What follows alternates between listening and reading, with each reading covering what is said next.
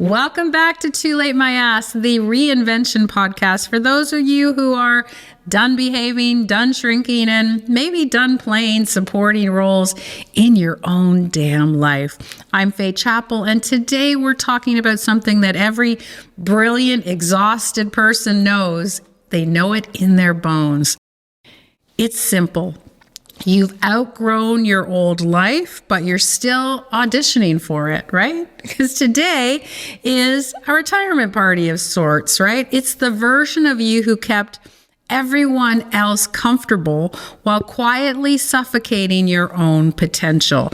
This episode is, I'd like to say, raw. It's still science and it's still truth, but it's really a mirror. And if you let it land, then this will be the moment that your second act begins. So let's get into it.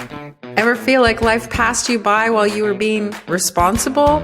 Like everyone else got a head start on success, on happiness or purpose, and now you're just trying not to fall asleep during your own life. Well, welcome to Too Late My Ass. This is the podcast for anyone who's ever thought it was too late. Too late to dream again, to build again, or begin again. So spoiler alert, it's not. I'm Fay Chapple, and I'm here to help you burn the rule book, rewrite the script, and become the main character in your next chapter. So whether you're 39, 49, 59, or 79, this isn't about getting your groove back.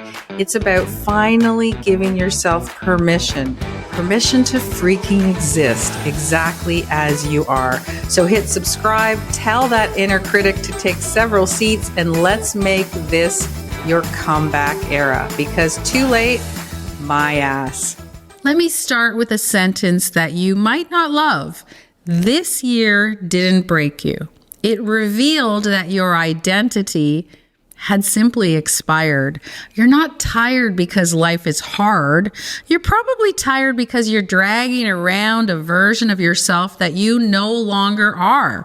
But you are performing like you're trying to win an award in that lifestyle. I like to call it like the identity drag, right? Because it feels like irritation. You get irritated at small things, right? Is that you? Because I know it's me. You might get boredom, a lot of boredom inside a life that really should feel good by now, right? And maybe you have resentment and that really leaks out all around the edges, right? And then you might have that quiet craving to burn your calendar to the ground because you're just so sick of Groundhog Day, of doing everything over and over again. And maybe sometimes you might cry in your car. I know I have, because you pretend you're fine, right? And then 2 minutes later, you're just a puddle. It happens to a lot of us. And this identity drag is your future self banging on the door and yelling, "Can we please stop living like this?" Right? So this episode is for everyone that secretly whispers, "I do not want this to be the version of me anymore." Let's say that again. I don't want to be this version of me anymore, right? I used to teach a lot of people about where to start because everyone was talking a lot about purpose, right? And I used to say, rather than thinking of, who you want to be, what about an easier way to say it is, who am I not willing to be anymore? Because that's a lot easier to answer, right? So if you agree with me, then let's talk about it, right? And let's retire that person, okay? Let's talk a little bit about your brain, that beautiful, brilliant, pain in the ass machine that runs your life. Because here's the truth. Your brain doesn't care if you're happy. Nope. And your brain really cares if you're predictable. That's what your brain cares about. Are you predictable? Why? Because predictability equals safety, and safety equals survival. So survival equals let's keep doing what we've always done forever, and then we feel good. So if for years you've been the responsible one, right? Maybe you're the answer person, the fixer, the one who absorbs everyone else's stress, right? The person that no one checks on because, oh no, she's fine, don't worry about her. Or the achiever who doesn't complain, right? Or how about the peacekeeper who really smooths the edges for everyone else? That was me. I think it still is a lot of the time. So your brain wires around that identity, right? It actually rewards you for staying exactly the same. Dopamine for being helpful, essentially, right? Belonging for being agreeable.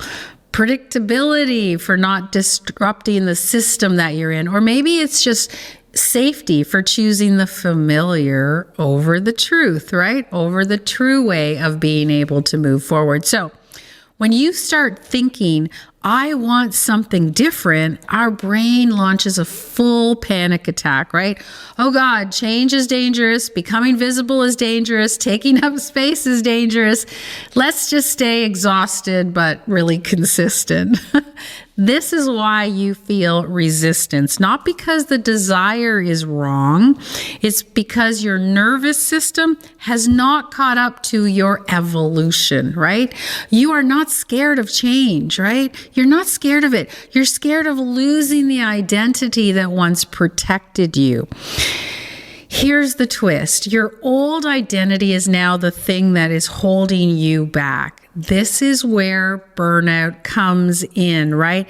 If you've listened to Too Late My Ass for the last couple of months, you are starting to get this message. And if you're here and you're coming back today, it's because you recognize you need that message reinforced over and over again so that you can start anew. So burnout isn't about workload, remember? We talked about this many times. Burnout is about identity misalignment. So you are performing a version of yourself that your soul is really actively trying to retire, right? It's like, I don't want to do this anymore. So of course you're tired. You're acting in a role that your body stopped believing in years and years ago. So what is that role that you're still performing? Let's name her or him. That version of you that everyone knows, right? The one that people expect, the one that works, right? So here's the problem. She or he works for them, not for you. Oh, that's a really scary thing to think about, right? Maybe she's the caregiver or the hyper competent one, right? Or maybe the quiet executive or the fixer, or Stacy's our producer. Maybe she's the producer. Maybe it's the overfunctioner or the person that doesn't rock the boat ever, right? Or the strong one who never needs anything, never needs help. Or maybe it's just the background character in your own story. So everyone today who's listening to me right now, you know you have one. And here's the part that we don't say out loud. We are loyal to her, right? Even though she's slowly draining our life force because she kept us safe. She earned our reputation. She got us through all those years of hard work. But she's done her job. So let her retire. And so are you, right? It is time. This is your rebrand moment. We've been working really hard for the last couple of months to understand what we need to do in order to go forward. And I've been prepping you because January is an exciting time to completely start again. So listen carefully. This is all leading up to an exciting new year ahead, okay? So that rebrand moment, well, every reinvention begins with a reckoning. Do you like that? I love that word, reckoning. It sounds kind of scary. But who do I refuse to keep being? Remember what I said before? Who am I not willing to be anymore? That was a very, very strong tagline that I use with every single one of my clients. Not what do I want next year, but instead, What identity am I done performing? Okay, so who do I not want to be anymore? And I want you to say this sentence out loud if you can. I'm going to retire the version of me who is X. Think about it. What can you say? I am retiring the version of me who is always the answer person. I am retiring the version of me who thinks they can't do anything new. I'm retiring the version of me who believes their only expertise is what I've done for the last 30 years. The moment you name it, the spell breaks. So think about it. Who you're not willing to be anymore. Who do you want to put to bed? Who do you want to get rid of and start anew? If you always were the corporate executive, maybe that's the person you want to retire if you've not already. Here's the catch. You may have retired as a corporate executive, but you didn't retire that persona. So that's why you're unsure of what to do. But remember, the moment you name it, the spell breaks. So you stop being loyal to a role that you truly outgrew, that you were done with. You did your time, leave it alone, right? And stop bending yourself into shapes that make you unrecognizable, right? You stop auditioning for a life that's no longer yours. This is the first step of your rebrand. When you actually accept what we just talked about, that's when you're ready to start. So we've been working hard, as I said, to get to the point where you say, I'm good. I'm ready to retire that person.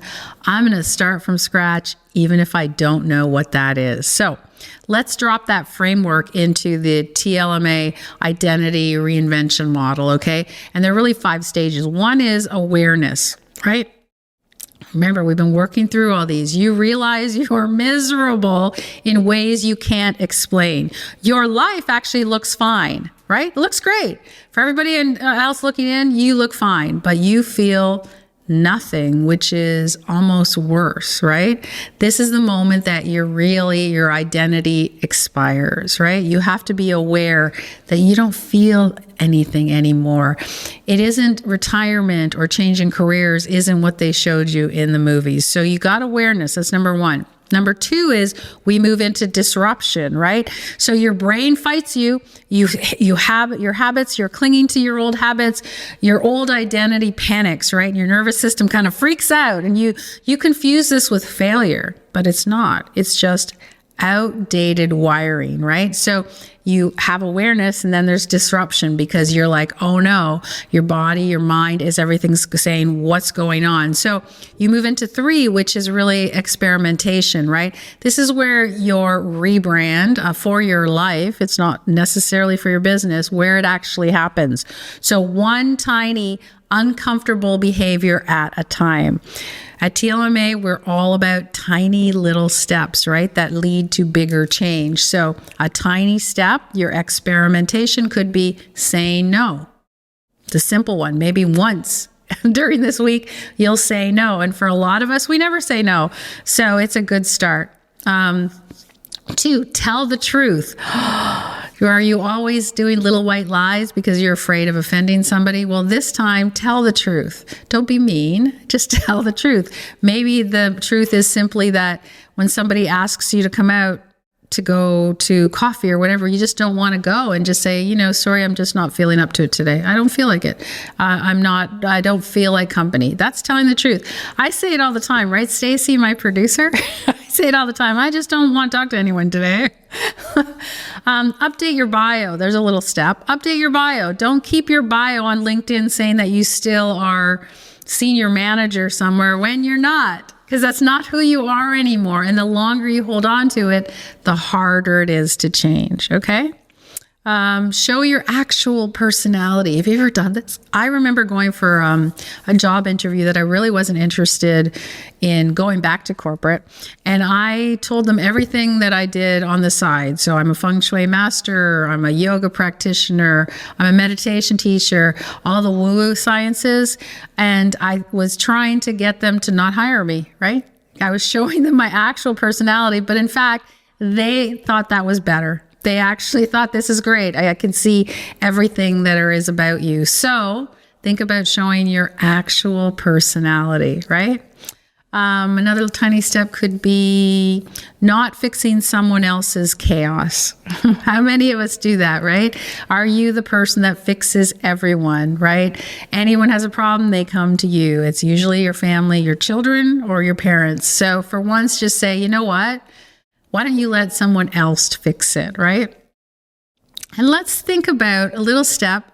Try to choose your desire over your duty for a change, right? Because we all get saddled with, I have to do this, I have to do that. And then you let everything that you wanted to do go along the wayside. So micro moves, those little tiny micro moves, they are what equals identity rewiring, right? So that was step 3. That was the experimentation, right? So you've done it, you made some little micro moves. So now you need to go to 4, which is confirmation. Someone responds differently. They treat you with more respect, or they push back, which tells you you're onto something, right? Either way, this confirms that you are shifting. When you hear that, if somebody says, you know, what's going on here? You always come out. Or if they say, wow, that sounds like that's great that you're going to try something new, that will confirm that you are shifting. So it's a really great sign that you're moving in the right direction. And then the 5th and final one is integrating it. You've had the confirmation. So now you're like, okay, you wake up one day and you realize this is who I am now. It's not a costume. It's not a performance. It's not a role. It's who you are. It is yourself. And that is your rebrand. And that's what we're getting to. And it's not as easy as listing it down, because I know a lot of you are listening today and you're like, I know that I'm done with the old persona, but I don't know what I'm going to be. And that's where TLMA is coming in to help you. So I want you to continue to listen to make sure that you understand, because the rebrand moves are very simple. They're very sharp and they're non-negotiable, right? So move number 1 is when you decide, if you've decided to do something a little differently, or you want to be known as something else, even though you're not 100% sure, I want you to do that profile rebrand, right? So I want you to change one line publicly to reflect who you are becoming. Remember, I said becoming, not necessarily who you are or who you're going to be, but who you are becoming. So maybe on your LinkedIn, you change from senior executive to, if you want to do consulting, or if you say, I am a marathon runner, whatever you want to say. But that's number 1. One line to change something in your profile somewhere, right? And it might just be how you introduce yourself. Move 2 could be a boundary rebrand, right? So again, say no to something that your past self would say yes to, right? So think about that. If everyone always came to you for advice on something that had to do with what you were doing for a living, you might just say, you know what, I don't do that anymore. So I can recommend someone to you. And I remember that happened with one of our financial advisors. He had said he doesn't do it. He retired and he didn't want to give anybody advice anymore. So he recommended somebody else, which is a great way to really remove yourself from that persona that you were holding on to, right? And then number 3 is make it visible, right? Tell one person that you say, I'm shifting, I'm making changes. Small, visible truths really reshape identity faster than anything else. Once you say it out loud and you say it to somebody, all of a sudden it becomes real, because they will hold you accountable. Next time they see you, they'll say, hey, how's this coming? So I want you to think about something that over the last year, you didn't waste this year. You spent this year really gathering evidence that your old identity is complete and there's nothing wrong with you. You're not behind, you're not late, you're not stuck. You're simply at the edge of your second act. And the question is no longer, can I change? The question is, am I willing to stop performing the version of me that no longer exists? Because this second act isn't a dream. It's a decision that I absolutely want you to make today. So if this episode woke something up in you, good, because you need grounding and clarity, and maybe you need a weekly ritual that supports who you are becoming. I'd love to send an invitation to you. Join the Sunday morning club. That's where we regulate, we reflect, we rebuild your identity piece by piece so that you're becoming someone who actually has a place to land. We do a little bit of journaling, meditation, a little bit of breath work. It's all on Sunday mornings at 7 a.m. It's a sundaymorning.club. Is that correct? Yes, I'm just checking with my producer. And or you can go to my site, faychapple.com. You'll find it there. On LinkedIn, we go live and we stream on LinkedIn, Instagram, I don't know, wherever our producer sends it into the world. But it's a really great way for you to just start thinking about yourself. And you don't have to worry. You don't have to get up at 7 a.m. on Sundays. You can go ahead and watch the replay on YouTube. So again, thank you for joining us this week. I think it's really, really important to acknowledge to yourself that you've been listening to every episode, which means that you are ready to change. You are ready to start something new and exciting. And in just a few weeks, we're going to have a challenge for you to do. And then for those of you who are going to be joining us in the Inner Circle in January, when we reopen our membership, we'll be having a challenge every single month. So it'll be giving you momentum to keep up the change and do something unique and special for you. So again, I'm Fay Chapple. This is Too Late My Ass. Thank you for joining me, and I'll see you again next week. Thanks for listening to Too Late My Ass. If this episode made you feel seen or heard or a little more ready to take your damn life back, then go ahead and hit that follow button. If you want to go deeper, grab your free comeback kit at toolatemyass.com and join the Act 2 Insiders list for weekly tools, community, and reminders that your story is far from over. Remember, you're not done. You're just getting started. Too Late My Ass, produced by the City Media Group.